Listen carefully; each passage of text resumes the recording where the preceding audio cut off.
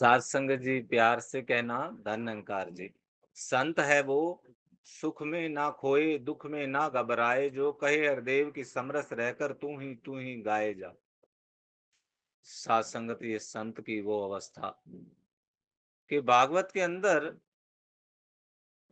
अर्जुन को उपदेश दे रहे हैं सच्चे पातशाह। तो वो यही आशीर्वाद दे रहे हैं कि हे अर्जुन, जब मेरा भगत इस ब्रह्म ज्ञान को जान लेता है, ये ब्रह्म ज्ञान उसके जीवन में आ जाता है, तब जो है वो ये सुख और दुख से ऊपर उठ जाता है, क्योंकि वो जान लेता है कि वो एक शरीर नहीं है, वो शरीर में है।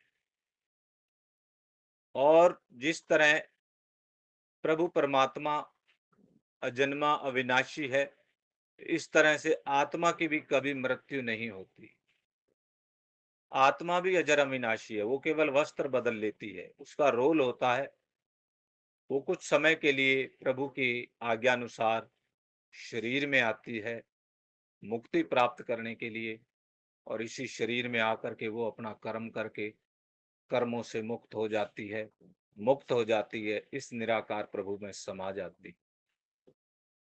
तो यही यहाँ पर सात संगत जी ये सुंदर वचन आ रहे हैं कि वो संत है। संत मतलब क्या है? सत्संग संत को यदि हम वो संधि विच्छेद करेंगे, स्व अंत, स्व मतलब मैं, अंत, अंत हो जाना, मैं का अंत हो जाता है, वहां मुक्त हो जाता है, वो बंधन खुल जाते हैं, अच्छे और बुरे कर्मों से ऊपर उठ जाता है। संत है स्व अंत, अपना अंत, अपनी मैं का अंत। तो सत्संगत इसलिए महात्माओं ने पहले ये शब्द लगाया कि स्व अंत होना चाहिए। संत स्वयं का अंत, प्रभु के अर्पित समर्पित संत है वो सुख में ना खोए। कितना ही सुख मिल रहा है, उसको ज्ञान होता है ये कुछ पल के लिए है, थोड़े समय के लिए है। एक बच्चे का मिट्टी के खिलौने से खेल रहा है, बड़ा खुश है, कुछ समय बाद ठोकर लगी, खिलौना टूट गया, रोने लगा। तो ये तो बच्चा था, वो उस खिलौने को सच मान बैठा।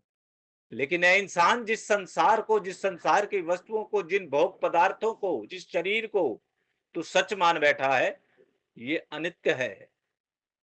इसलिए सत्संगत संत महात्मा आज इंसान को समझा रहे हैं कि जो गफलत की नींद में सोया है, जो प्रभु को बात सुनने को राजी नहीं, जो केवल नफरतों में लगा हुआ है, और यहां पर संत की अवस्था बताई जा रही है कि संत बनने के बाद वो फिर सुख और दुख से ऊपर उठ जाता है, और वो घबराता नहीं है। दुख आ गया तो कोई बात नहीं, अगर सुख नहीं रहा तो दुख भी नहीं रहेगा, और वो अपना जीवन जी करके फिर एक संदेश देता है। कहे हरदेव की समरस, समरस का मतलब एक जैसा, कैसी भी हो परिस्थिति एक सी हो मनोस्थिति। ये सतगुरु बाबा हरदेव सिंह जी महाराज के वचन। कितनी सुंदर बात भागवत में जो विस्तार में लिखी गई, गागर में सागर भर दिया, जीवन का निचोड़ दे दिया इस बात के अंदर। जीवन में ये उतार चढ़ाव आएंगे, अभी गर्मियां चल रही हैं तो आगे सर्दियां आएंगी, फिर बरखा बरसात आएगी, बहुत ज्यादा ठंड भी होगी, बहुत ज्यादा गर्मी भी होगी।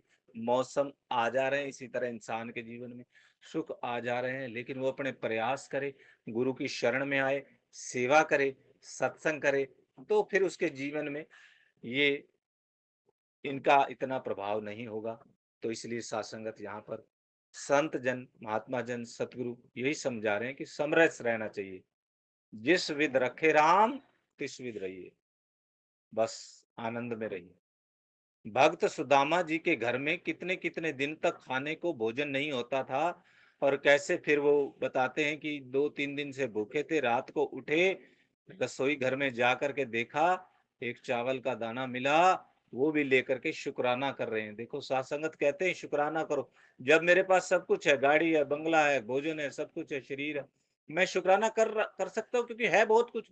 लेकिन उनके पास संसारिक रूप से कुछ नहीं है, फिर भी वो शुक्राना कर रहे हैं, क्योंकि वो संसारिक पदार्थों के साथ नहीं जुड़े हैं, वो सुख दुख से ऊपर उठ चुके हैं, सदा श्री हरि कर रहे हैं और शुक्राना कर रहे हैं। और सासंगत फिर श्री हरि भी कोई कमी नहीं आने देते। कैसे फिर बाद में उनके भी महल बन गए।